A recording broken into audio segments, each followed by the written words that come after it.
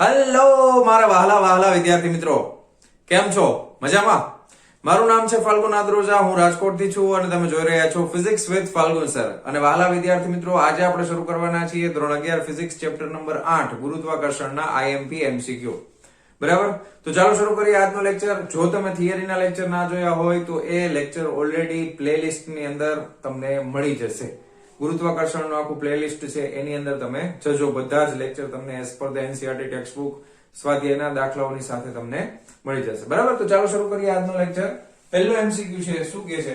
ભૂસ્થિર ઉપગ્રહના કક્ષીય કોણીય વેગના મૂલ્ય અને પૃથ્વીના તેની અક્ષને અનુલક્ષીને ભ્રમણ ગતિના કોણીય વેગના મૂલ્યનો ગુણોત્તર કેટલો હશે? પહેલા તો યાદ કરો, ભૂસ્થિર ઉપગ્રહ કોને કહેવાય? કે પૃથ્વી ઉપરથી જ્યારે પણ આપણે જોઈએ ત્યારે આપણને એક જ જગ્યા ઉપર દેખાય. બરાબર? તો પૃથ્વી ધારો કે પોતાની કક્ષા ઉપર આ રીતે પરિભ્રમણ કરતી હોય તો ભૂસ્થિર ઉપગ્રહ પણ તમે ધારો કે અહીંયાથી જ્યારે પણ જોવો ત્યારે તમે આ પૃથ્વી પણ ફરતી જશે તો એની સાથે સાથે આ ઉપગ્રહ પણ ફરતો જશે. તો બંને તમે વિચારી શકો છો કે પૃથ્વીએ અને આ ઉપગ્રહે કેન્દ્રની સાથે બનાવેલો આંતરેલો ખૂણો છે એ દર વખતે કેવો આવે? સમાન. આપણને કોનો ગુણોત્તર પૂછ્યો છે? કોણીય વેગનો ગુણોત્તર પૂછ્યો છે. કોણીય વેગ એટલે શું થાય? કોણીય સ્થાનાંતરમાં થતા ફેરફારનો સમય દર. તો કોણીય સ્થાનાંતર તો આ ભૂસ્થિર ઉપગ્રહે અને પૃથ્વીએ બંને એક સમાન કાપેલું છે, તો બંનેનો ગુણોત્તર પણ કેવો આવે? સરખો જ આવે. કયું ઓપ્શન સાચું છે? Option C. ઓકે, 1:1. કારણ કે કોણીય ઝડપ તો બેયની સરખી થશે. કોણીય ઝડપ યાદ કરો, dθ/dt. ઓકે ઓકે, બહુ સરસ. ચાલો નેક્સ્ટ.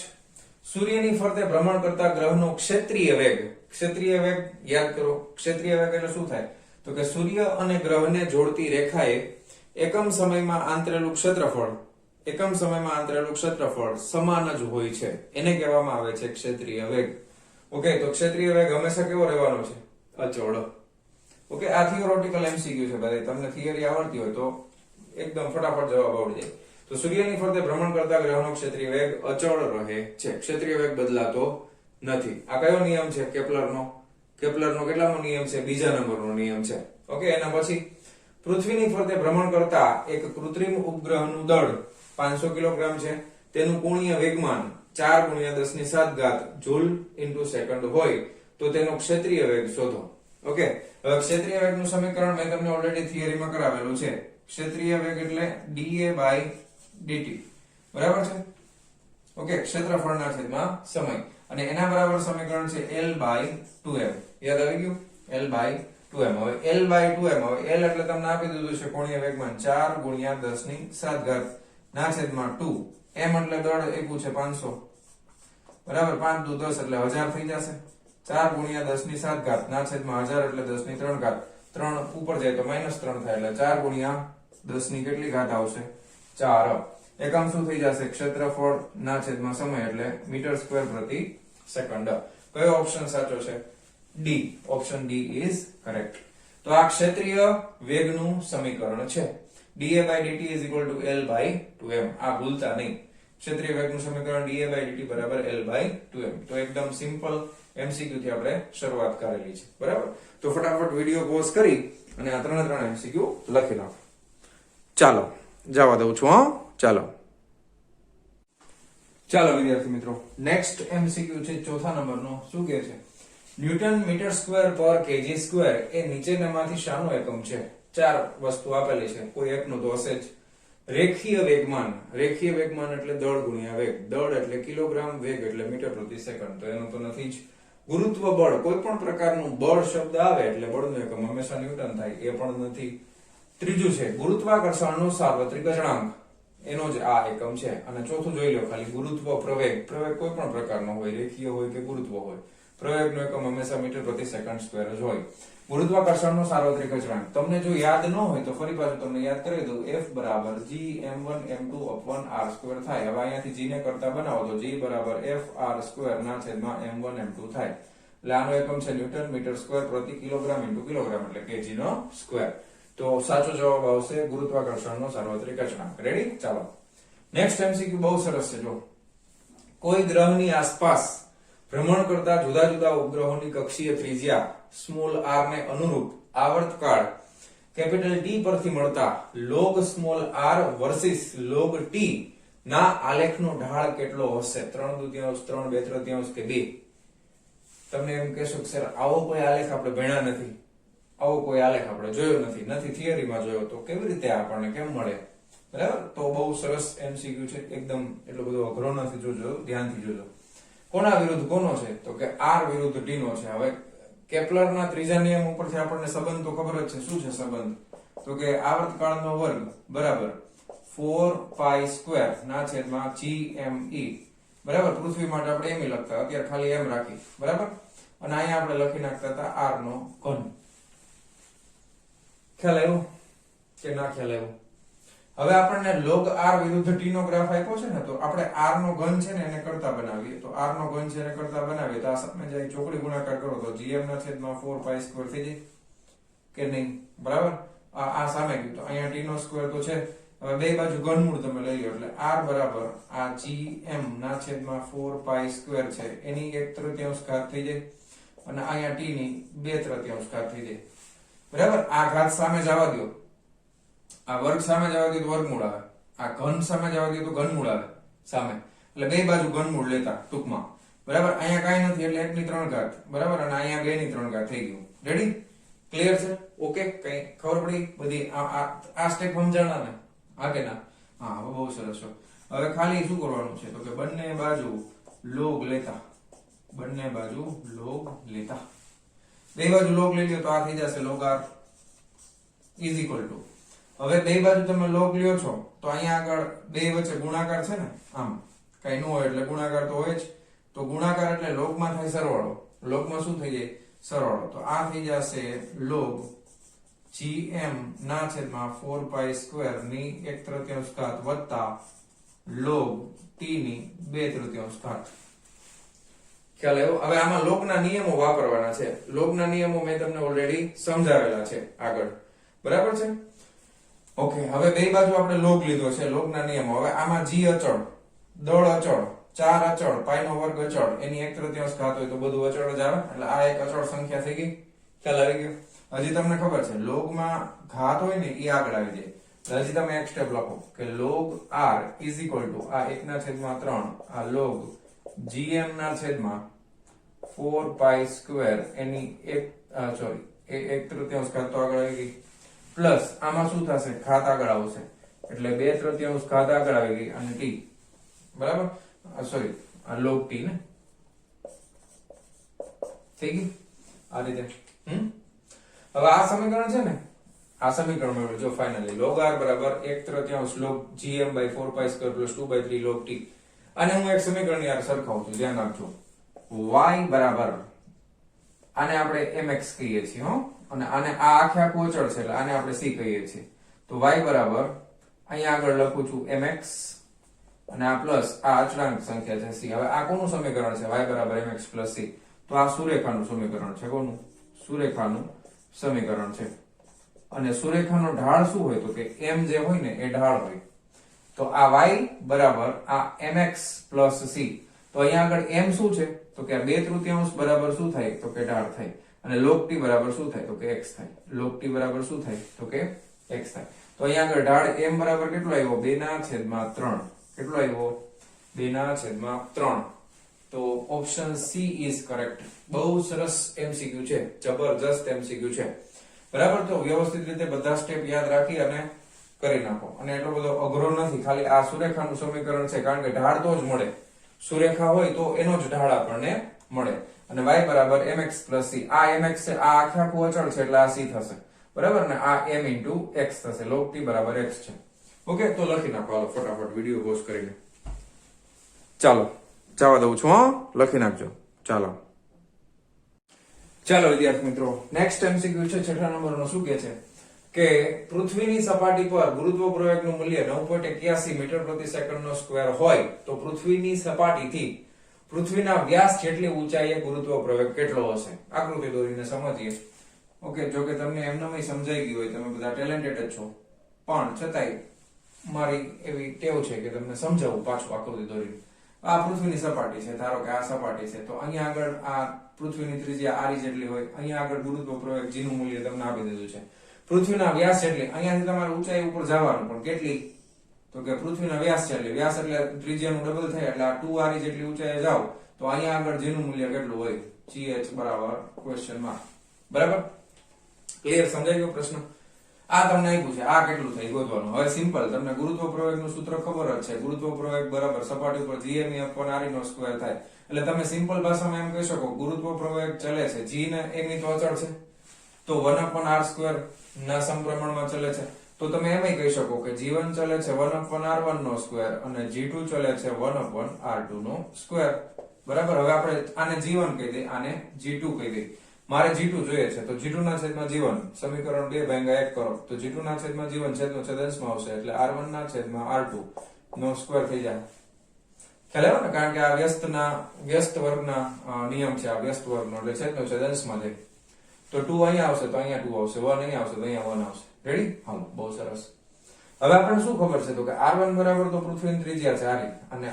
r2 બરાબર કેટલા છે ભાઈ તો કે r2 બરાબર તમે અહીં કેન્દ્રથી લ્યો ને તો કેન્દ્રથી તમે લેશો એટલે r + 2r થશે કેન્દ્રથી તમે લેશો એટલે r + 2r થાય એટલે કેટલું થઈ જાય તો કે 3r થઈ જાય ખબર પડી ગઈ હવે અહીંયા તમારે મૂકી દેવાનું છે સિમ્પલ તો g2 બરાબર શું થઈ જશે g1 * r1 ના છેદમાં r2 નો વર્ગ બરાબર આ 9.81 ગુણ્યા r1 એટલે r r2 એટલે 3r એનો વર્ગ r કેન્સલ 3 તેરી 9 એટલે 9.81 ભાગ્યા 9 હવે ભાગાકાર કરી નાખો સિમ્પલ 9 * 9 પોઈન્ટ 8 9 કરતા નાનું છે ભાગનો હાલે એટલે 0 9 પ્રવેગ છે એટલે મીટર પ્રતિ સેકન્ડ નો વર્ગ કેટલા એવા 1.09 મીટર પ્રતિ સેકન્ડ નો વર્ગ option D is correct ready કયો ઓપ્શન સાચો છે option D is correct ready તો આ રીતે તમારે કરવાનો છે એના પછીનો એમસીક્યુ જો એના જેવો જ લાગશે થોડો થોડો પૃથ્વીની સપાટી પર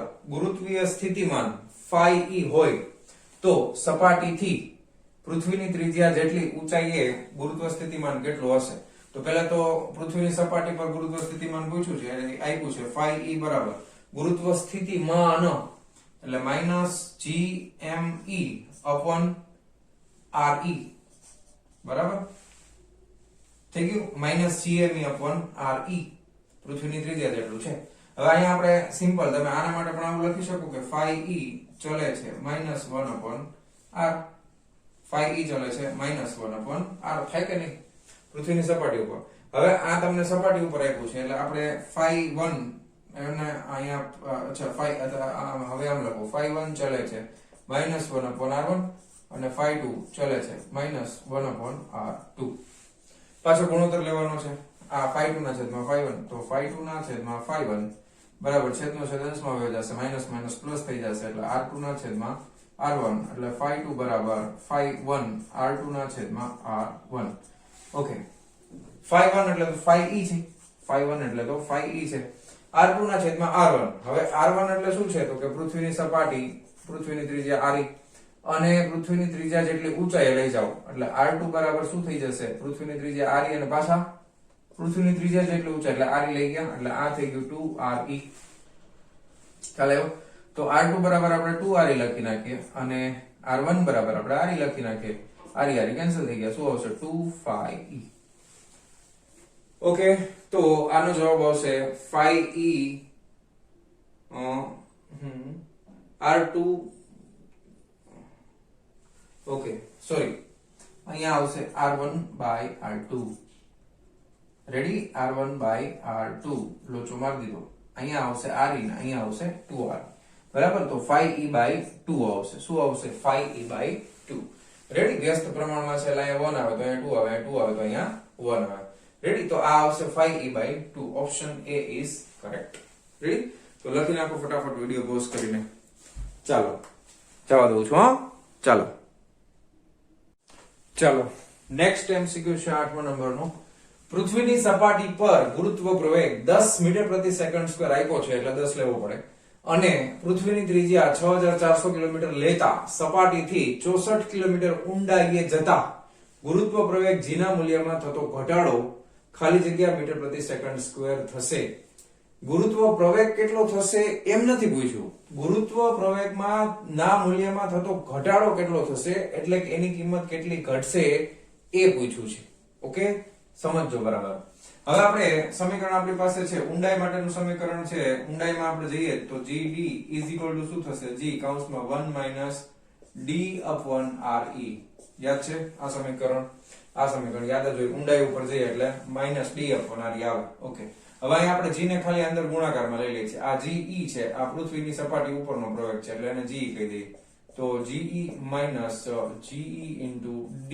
ના છેદમાં re બરાબર છે હવે ઘટાડો એટલે શું થાય તો કે આને આ તરફ લઈ લેવાનું તો આ d ઊંડાઈ એ પ્રવેગ માઈનસ પૃથ્વીના સપાટી પરનો પ્રવેગ ઘટાડો છે બરાબર છે તો આ આવશે -ge d upon re બસ આ પૂછ્યું છે ઘણાને આ જ ખબર ન પડે સર પૂછ્યું છે શું આ પૂછ્યું છે કે ઊંડાઈ ઉપરનો પ્રવેગ માઈનસ સપાટી ઉપરનો પ્રવેગ કરશો એટલે જવાબ તમારો માઈનસ માં જ આવશે ઋણ જ આવે કારણ કે સપાટી ઉપર સૌથી વધારે હોય ઊંડાઈ ઉપર અને ઊંચાઈ ઉપર ગુરુત્વ પ્રવેગનું મૂલ્ય ઓછું હોય તો તમે ઓછામાંથી વધારે બાદ કરો છો જવાબ માઈનસ આવશે માઈનસ શું બતાવે છે તો કે માઈનસ છે એ ઘટાડો બતાવે છે માઈનસ છે એ શું બતાવે છે તો કે ઘટાડો બતાવે છે આ 10 ગુણ્યા કેટલી ઊંડાઈ ઉપર જવાનું છે 64 કિલોમીટર છેદમાં શું આવશે 6400 બરાબર એટલે આ બે ગયા એટલે છેદમાં 10 એટલે -0.1 આવે ઓકે આ ઘટાડો એકમ તો એટલો જ રહેશે મીટર પ્રતિ સેકન્ડ નો વર્ગ તો ઘટાડો કેટલો આવશે -0.1 મીટર પ્રતિ સેકન્ડ નો વર્ગ જવાબમાં માઈનસ નથી આવ્યું કારણ કે એમાં શબ્દ ઘટાડો વાપરેલો છે આપણે અહીંયા ઘટાડો શબ્દ વાપરીએ તો આપણે પણ માઈનસ કરવાની જરૂર નથી ઓપ્શન કયો આવશે ઓપ્શન એ ખ્યાલ આવી ગયો શું પૂછ્યું છે એ ઘટાડો ગુરુત્વ પ્રવેગમાં થતો ઘટાડો કેટલો આવે છે 0.1 મીટર પ્રતિ સેકન્ડ નો સ્ક્વેર ઓકે ઊંડાઈ ઉપર જશું તો આટલો ઘટાડો આવશે ક્લિયર તો બહુ સરસ એમસીક્યુ છે ખાસ વ્યવસ્થિત રીતે યાદ રાખજો આઈએમપી એમસીક્યુ કહેવાય આને ઓકે લખી નાખો હવે નેક્સ્ટ એમસીક્યુ જોઈએ આગળ પૃથ્વીની ચાપ ગતિને લીધે તેના વિષુવવૃત્ત પર રહેલા પદાર્થનો પૃથ્વીના કેન્દ્રથી દૂર તરફની ત્રિજ્યાવર્તી દિશામાંનો આભાસી પ્રવેગ કેટલો હશે ત્રિજ્યાવર્તી પ્રવેગ આભાસી પ્રવેગ કેન્દ્રગામી પ્રવેગ ત્રિજ્યાવર્તી પ્રવેગ એટલે કેન્દ્રગામી પ્રવેગ તમે કહી શકો તો કેન્દ્રગામી પ્રવેગનું મૂલ્ય થાય v²/r શું થાય v²/r પૃથ્વીની વાત કરીએ છીએ તો v²/r અને આપણને ખબર છે v r ઓમેગા થાય એટલે re² નો સ્ક્વેર ના છેદમાં re તો એક r કેન્સલ કરી નાખો તો શું આવ્યું ω² r ઓકે આ તમારો ખાસ શબ્દ ઉપર ભાર આપવાનો ત્રિજ્યાવર્તી એટલે કેન્દ્રગામી પ્રવેગ એટલે v² ના છેદમાં r કેન્દ્રગામી પ્રવેગનું મૂલ્ય શું થાય v² ના છેદમાં r vr ઓમેગા એટલે અમે ઓમેગા છીએ એટલે v ની જગ્યાએ re * ઓમેગા એનો વર્ગ થઈ જશે એટલે આવશે ω² re option B is correct okay omega છે પૃથ્વીની કોણીય ઝડપ છે re છે પૃથ્વીની ત્રિજ્યા છે ઓકે તો બહુ સરસ એમસીક્યુ છે ભાઈ લખી નાખો ફટાફટ વિડિયો પોઝ કરીને ચાલો જવા દઉં છું હા ચાલો વિદ્યાર્થી મિત્રો નેક્સ્ટ એમસીક્યુ છે 10મા નંબરનો ગ્રહની આસપાસ જુદી જુદી વર્તુળ કક્ષાઓમાં ભ્રમણ કરતા જુદા જુદા ઉપગ્રહો માટે કોણીય વેગમાન કેપિટલ L અને કક્ષીય ત્રિજ્યા r વચ્ચેનો સંબંધ નીચેનામાંથી કયો છે હવે આવો સંબંધ આપણે થિયરીમાં ડાયરેક્ટલી કોઈ ભણ્યા નથી પણ આપણને ખબર છે કે કોઈ પણ વર્તુળાકાર કક્ષામાં ઉપગ્રહ ભ્રમણ કરતો હોય કોઈ ગ્રહની ફરતે તો કેન્દ્રગામી બળ છે એ કોણ પૂરું પાડે તો કે ગુરુત્વાકર્ષણ બળ પૂરું પાડે તો કેન્દ્રગામી બળનું સમીકરણ શું થાય તો કે mv² ના છેદમાં r તો mv² ના છેદમાં r આ કોણ પૂરું પાડશે તો કે ગુરુત્વાકર્ષણ બળ F બરાબર શું થાય તો કે gm1m2 r² તો gmm આ પૃથ્વીની કોઈ પણ ગ્રહનું છે upon r² થાય તો આ બે સરખા થવા જોઈએ કે નહીં તો બે બાજુથી mm કેન્સલ થઈ જાય એક r કેન્સલ થઈ જાય તો વેગ v બરાબર આપણને શું મળે વર્ગમૂળની અંદર gm upon r મળે ઓકે હવે તમને કોણીય વેગમાન પૂછ્યું છે તો કોણીય વેગમાનનું સમીકરણ mvr થાય શું થાય આ તો યાદ જ હોય L બરાબર mvr હવે તમારી પાસે વેગની કિંમત છે એટલે m વેગ એટલે તો કે gm ની 1/2 ઘાત કરી નાખો અને r ની પણ 1/2 ઘાત કરી નાખો અને એના ગુણાકારમાં શું આવી ગયું છે r ઓકે હવે અહીંયા કાઈ ન હોય એટલે 1 ઘાત તો હોય જ બરાબર ને આ આપણે gm upon r વર્ગમૂળમાં છે એનું કોઈ કિંમત મૂકી અને ગુણાકારમાં r લખ્યું તો આના બરાબર તમે લખી શકો તો કે આ m તો છે આ gm ની 1/2 ઘાત છે ઇન્ટુ આ r ની એક આધાર સરખો છે ઘાત ઉપર જવા દો એટલે 1 - અડધું થાય એટલે કેટલી વધે અડધી ઘાત વધે બરાબર. હવે તમે વિચારો કે આ દળ અચળ, આ જી અચળ, આ કેપિટલ એમ અચળ, તો સીધે સીધું શું લખી શકાય કે એલ ચલે છે આર ની 1/2 ઘાત, એટલે કે એલ ચલે છે વર્ગમૂળની અંદર આ. થઈ ગયું ને? આર ની 1/2 ઘાત એટલે વર્ગમૂળમાં r. Option C is correct. સમજણ? 2-3 સ્ટેપમાં થઈ જશે. જો એકદમ સિમ્પલ છે. mv² upon r એટલે gmm upon r². બસ પછી તો બાકીનું સાવ ઈઝી છે. થઈ ગયું? ચાલો નેક્સ્ટ MCQ શું કહે છે 11મા નંબરનો? ગોળાકાર નિયમિત કવચની અંદરના વિસ્તારમાં બધા બિંદુઓએ ગુરુત્વ તીવ્રતા અને ગુરુત્વ સ્થિતિમાન બંને શૂન્ય હોય છે. ગુરુત્વ તીવ્રતા અને ગુરુત્વ સ્થિતિમાન બંને અશૂન્ય હોય છે. ગુરુત્વ તીવ્રતા અશૂન્ય અને ગુરુત્વ સ્થિતિમાન શૂન્ય હોય છે. ગુરુત્વ તીવ્રતા શૂન્ય અને ગુરુત્વ સ્થિતિમાન અશૂન્ય પણ સમાન હોય છે. કયો ઓપ્શન સાચો છે? ફરીથી થોડુંક વિચારવાનું છે આમાં. બરાબર. તમને થિયરી પરફેક્ટલી આવડતી હોય, યાદ હોય તો બધું તમને યાદ જ હોય. દાખલા તરીકે આ કોઈ ગોળીય કવચ છે, નિયમિત ઘનતા ધરાવતી. કેવી છે? ગોળીય કવચ, નિયમિત ઘનતા ધરાવતી, અંદરથી પોલી છે. હવે અંદરના વિસ્તારમાં કોઈ પણ જગ્યાએ અહીંયા કોઈ પણ જગ્યાએ આમાંથી કયું સેન્ટેન્સ સાચું પડે છે? બે વસ્તુ છે, ગુરુત્વ તીવ્રતા અને ગુરુત્વ સ્થિતિમાન. હવે યાદ રાખો, ગુરુત્વ તીવ્રતા એટલે શું? પેલા તો ગુરુત્વ તીવ્રતા એટલે શું થાય? તો કે ગુરુત્વ ક્ષેત્ર થાય. ગુરુત્વ ક્ષેત્ર એટલે શું થાય? વળી પાછો પ્રશ્ન એ આવે, ગુરુત્વ ક્ષેત્ર યાદ કરો શું થાય?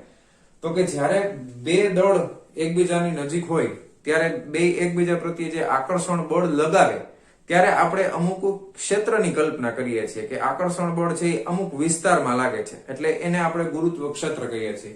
તો તમે વિચારો કે અહીંયા કોઈ પણ એક રેન્ડમલી એક બિંદુ આપણે વિચારીએ, આ બિંદુ ઉપર બળની રેખાઓ ક્યારે હોય? કે જ્યારે બળ લાગતું હોય તો જ બળની રેખાઓ હોય. તો હવે આ ગોળીય કવચ છે એ એક સરખા બે ભાગમાં વિભાજિત થાય તો જેટલું દળ ઉપર છે એટલું જ દળ નીચે છે. તો જેટલું બળ ઉપર તરફથી લાગશે એટલું જ બળ નીચે તરફથી લાગશે. તો પરિણામી બળ કેવું થશે? શૂન્ય. તો હવે જો અંદરના ભાગમાં ગુરુત્વ બળ જ શૂન્ય હોય તો ગુરુત્વ તીવ્રતા પણ કેવી થાય? શૂન્ય જ થાય. તો પહેલી વસ્તુ કે ગુરુત્વ તીવ્રતા શૂન્ય હોય એટલે શૂન્ય માટે એક આ ઓપ્શન આવી શકે, બંને શૂન્ય વાળું. ગુરુત્વ તીવ્રતા શૂન્ય, પછી એક આ ઓપ્શન આવી શકે. તો આ બે માંથી કોઈ એક સાચું છે. તો ગુરુત્વ તીવ્રતા તો શૂન્ય છે, કન્ફર્મ થઈ ગયું. હવે વાત આવશે ગુરુત્વ સ્થિતિમાનની. કોની વાત આવશે? ગુરુત્વ સ્થિતિમાનની. તો યાદ રાખજો, ગુરુત્વ સ્થિતિમાન એ કેવી રાશિ છે? તો કે અદિશ રાશિ છે. તો ગુરુત્વ સ્થિતિમાન અદિશ રાશિ છે. ગુરુત્વ સ્થિતિમાનનો મતલબ શું થાય એને હવે સમજવાનો પ્રયત્ન કરીએ. તો કે ગુરુત્વ સ્થિતિમાનનું સૂત્ર છે V બરાબર -gm upon re. શું છે સમીકરણ? -gm upon re. ઓકે. હવે આપણે આના માટે એવી કલ્પના કરી શકાય કે આ ગોળીય કવચ છે એનું સંપૂર્ણ દળ છે એ એના કેન્દ્ર ઉપર કેન્દ્રિત થયેલું હોય. તો અહીંયા આગળ તમે દળ તરીકે શું લઈ શકો? તો કે m આખાનું દળ લઈ શકો m. અને આની ત્રિજ્યા અત્યારે આરી નહીં, આપણે ખાલી આર રાખીએ તો આ કવચની ત્રિજ્યા કેટલી છે? અહીંયાથી આટલી, તો કે આર જેટલી છે. ખ્યાલ આવ્યો? તો અંદરના વિસ્તારમાં આખા વિસ્તારમાં ગુરુત્વ સ્થિતિમાનનું મૂલ્ય છે -gm upon r. એ શૂન્ય નથી. ગુરુત્વ સ્થિતિમાન શૂન્ય નથી. આખા વિસ્તારમાં મૂલ્ય કેટલું છે? gm upon r. દરેક બિંદુ પાસે. એવું નહીં કે અહીંયા કેન્દ્ર પાસે જ આટલું આવે, કારણ કે અંદર તમે ઘૂસી ગયા, એકવાર અંદર ઘૂસી જશો એટલે આખા વિસ્તારમાં કોઈ પણ જગ્યાએ ગુરુત્વ સ્થિતિમાન કેવું હશે? અચળ હશે, એનું મૂલ્ય હશે -gm upon r. તો કયો ઓપ્શન સાચો આવશે?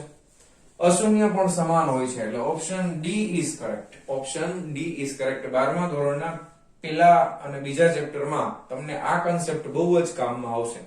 ત્યાં આગળ ગુરુત્વ તીવ્રતાની બદલે વિદ્યુત ક્ષેત્ર શબ્દ આવશે અને ગુરુત્વ સ્થિતિમાનને બદલે વિદ્યુત સ્થિતિમાન શબ્દ આવશે.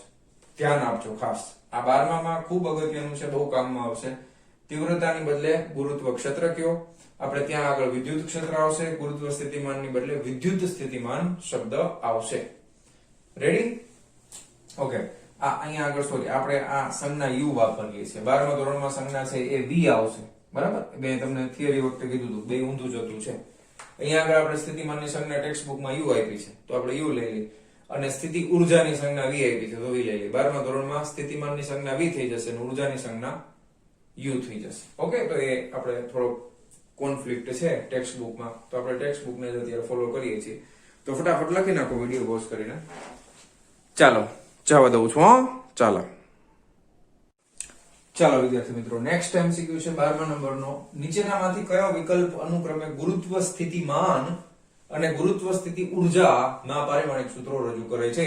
તો યાદ કરો, ગુરુત્વ સ્થિતિમાનનો એકમ છે જૂલ પ્રતિ કિલોગ્રામ. બરાબર, આ કોનો છે? તો કે ગુરુત્વ સ્થિતિમાનનો એકમ છે જૂલ પ્રતિ કિલોગ્રામ. અને કોઈ પણ ઉર્જા હોય તો ઉર્જાનો એકમ આવશે જૂલ. હવે તમને જો ડાયરેક્ટ યાદ ન હોય તો હું કરાવીશ ડિટેલમાં. બાકી ઉર્જા માટે તમારે 112 યાદ રાખવા, 122 યાદ રાખવાનું છે સીધું. એટલે m1L2T-2 છેલ્લો માઇનસમાં આવે. બરાબર, આ જૂલ પ્રતિ કિલોગ્રામ છે એટલે આમાંથી છેદમાંથી 1 કિલોગ્રામ ઉડાડી દો એટલે m0 થઈ ગયું. તો m0L2T-2. ઓકે, કયો ઓપ્શન છે? m0L2T-2, m1L2T-2. Option B is correct. Okay, જો તમને ડાયરેક્ટ યાદ ન હોય જૂલ એટલે કાર્યનો એકમ, તો કાર્ય એટલે બળ ગુણ્યા સ્થાનાંતર થાય એટલે ન્યૂટન ઇન્ટુ મીટર થાય. બળ એટલે દળ ગુણ્યા પ્રવેગ થાય એટલે મા થાય. પ્રવેગ એટલે મા એટલે કિલોગ્રામ ઇન્ટુ મીટર પ્રતિ સેકન્ડ નો વર્ગ ઇન્ટુ મીટર નો વર્ગ એટલે m1L2T-2 થઈ ગયું. જૂલનો એકમ આવડી ગયો.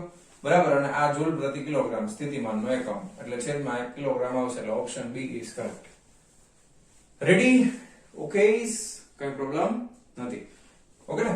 ચાલો 13મા નંબરનો પ્રશ્ન. સૂર્યની આસપાસ પરિભ્રમણ કરતા ગ્રહ માટે 4 માંથી કયો ઓપ્શન સાચું છે? રેખીય ઝડપ અને કોણીય ઝડપ અચળ હોય છે, ક્ષેત્રીય વેગ અને કોણીય વેગમાન અચળ હોય છે, રેખીય ઝડપ અને ક્ષેત્રીય વેગ અચળ હોય છે, ક્ષેત્રીય વેગ અચળ હોય છે પણ કોણીય વેગમાન બદલાય છે.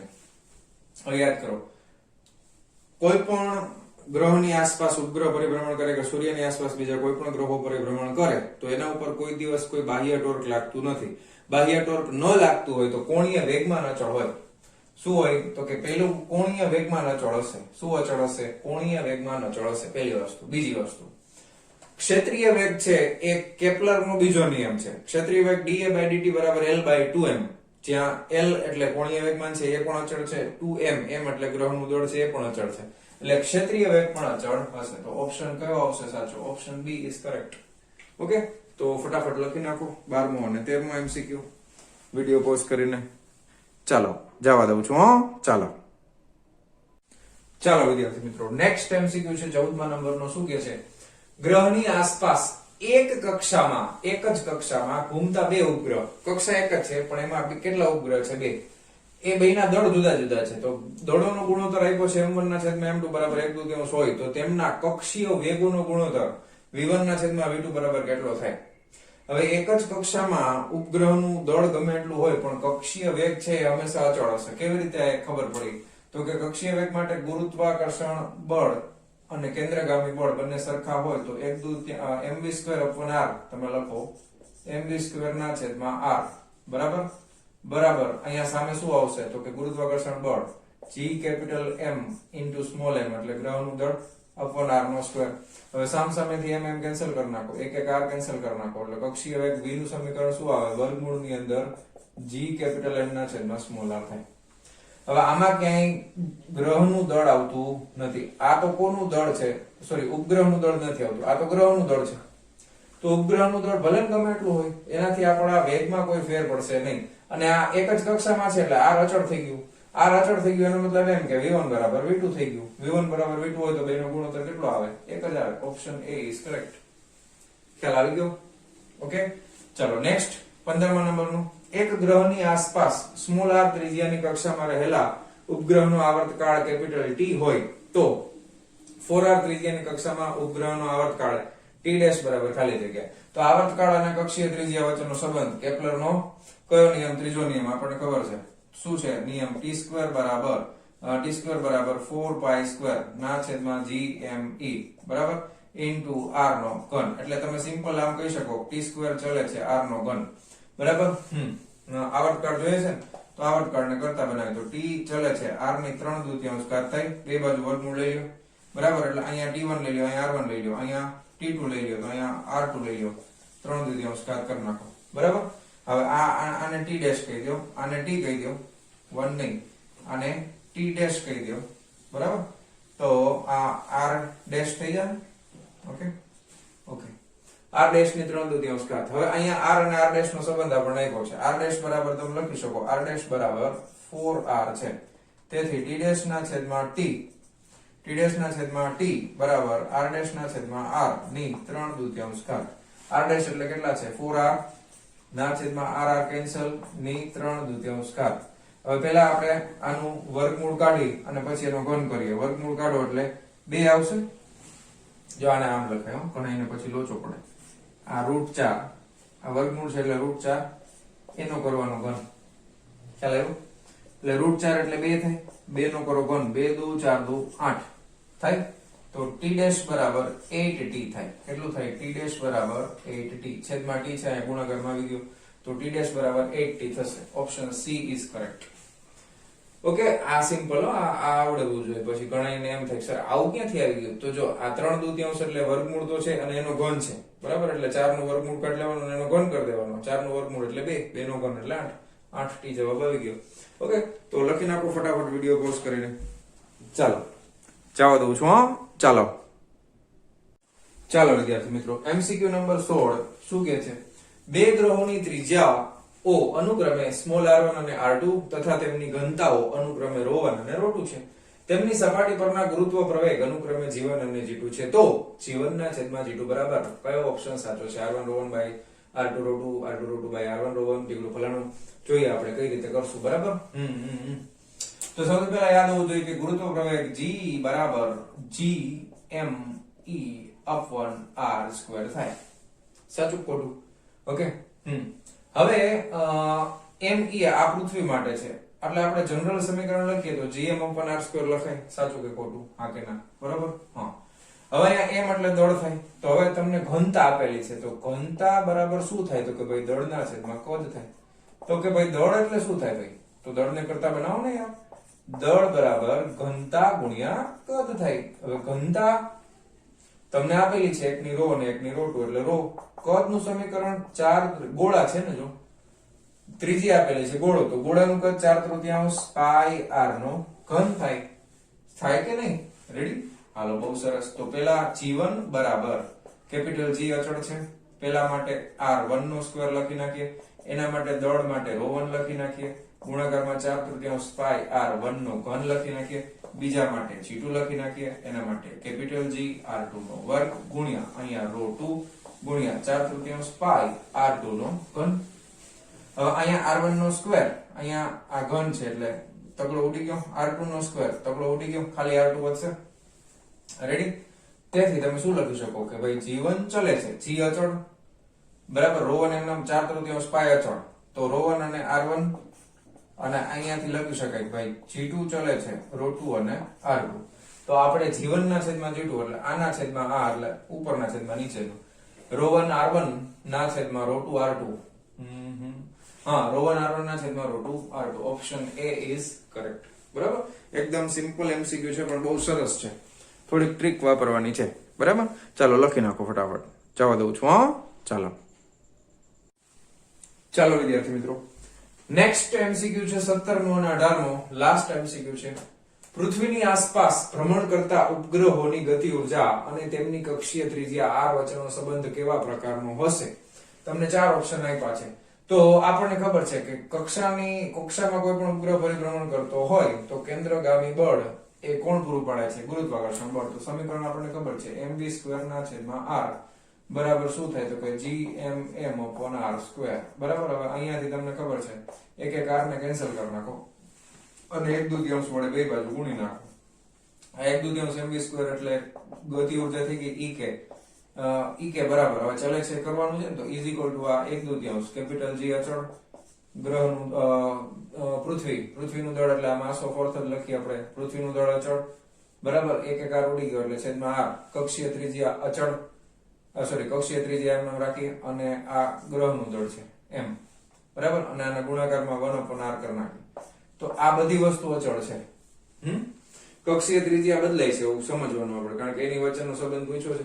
તો બાકી આ 1/2 અચળ છે બરાબર, આ છેદમાં કઈ ન હોય તો 1 લખીએ આ રીતે. તો આ અચળ બધું અચળ, તો આમ આ બધું અચળ છે એટલે ek ચલે છે, શું આવી શકે? બોલો 1/r થાય ને? તો ek ચલે છે 1/r. Option B is correct. Ready? થઈ ગયું? ચલો હવે લાસ્ટ એમસીક્યુ. પૃથ્વીની ત્રિજ્યા કેપિટલ r માંથી r/2 થાય તેમ પૃથ્વીનું સંકોચન થાય છે. આવડી મોટી પૃથ્વી હતી એમાંથી સંકોચાઈને અડધી ત્રિજ્યા વાળી થઈ ગઈ, પણ કપાઈ જતી નથી. દળ કાંઈ બદલાતું નથી, દબાઈ ગયું છે એટલે એકદમ આમ ઘનતા વધી ગઈ, સમજો ને તમે, આમ સ્પંજ જેવું હતું દબાવો, દળ ન બદલાય પણ ઘનતા શું થાય, વધી જાય. તો તે બે સ્થિતિમાં તેના કેન્દ્રથી આરી અંતરે આવેલા બિંદુએ ગુરુત્વ પ્રવેગ g ના મૂલ્ય અને ગુરુત્વ સ્થિતિમાન phi ના મૂલ્ય અંગે શું કહી શકાય? એમાં કઈ ફેર પડશે કે નહીં, સરખા રહેશે, જુદા જુદા હશે, શું થાય? તમે એક વસ્તુ વિચારો કે પૃથ્વી છે, આ ધારો કે આ પૃથ્વીનું કેન્દ્ર છે, તો આપણે શું ધારીએ છીએ? સમાન ઘનતા વાળી ધારીએ છીએ. બધું દળ અહીંયા કેન્દ્ર ઉપર જ કેન્દ્રિત થયેલું છે, તો માસ ઓફ અર્થ એટલે આ અહીંયા છે અને અહીંયા પૃથ્વી ત્રિજ્યા છે આરી, બરાબર. હવે કયા કયા બે વસ્તુના પૂછ્યા છે? ગુરુત્વ પ્રવેગ g. ગુરુત્વ પ્રવેગ g આ પૃથ્વીની સપાટી ઉપર તમે લ્યો એટલે અહીંયા g નું મૂલ્ય છે અને ગુરુત્વ સ્થિતિમાન અહીંયા આગળ આ phi નું મૂલ્ય છે. હવે g નું સમીકરણ યાદ કરો. g બરાબર શું છે સમીકરણ?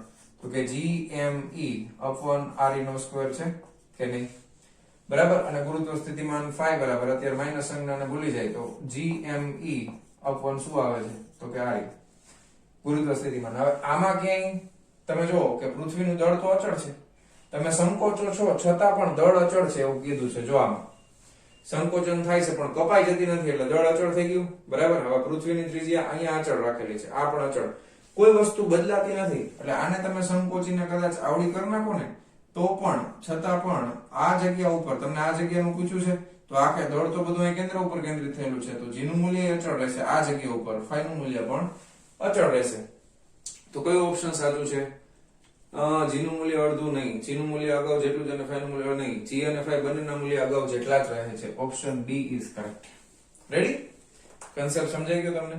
g અને phi બંનેના મૂલ્ય અગાઉ જેટલા જ રહેશે, કારણ કે દળ તો આપણે એના કેન્દ્ર ઉપર કેન્દ્રિત થયેલું છે એવું માનીએ છીએ, બરાબર. એટલે સંકોચન થશે. જો નીચે હોત તો કઈક પ્રોબ્લેમ થઈ શકત, બરાબર, નીચેના ભાગમાં, પણ આપણને તો સપાટી ઉપર જ પૂછ્યું છે, બરાબર, તો કઈ વાંધો આવશે નહીં, બરાબર. અને આ સમીકરણમાં ક્યાંય બધી વસ્તુઓ કેવી છે? અચળ, એટલે મૂલ્ય બદલાશે નહીં. તો લખી નાખો ફટાફટ વિડીયો પોઝ કરીને. ચાલો જવા દઉં, પાકું, કન્ફર્મ? તો મારા વહાલા વહાલા વિદ્યાર્થી મિત્રો, આજનો આ લેક્ચર આપણે અહીંયા પૂરો કરીએ છીએ. મળીએ છીએ નેક્સ્ટ વિડીયો લેક્ચરમાં આના પછીના ટોપિકની સાથે. ત્યાં સુધી આવજો.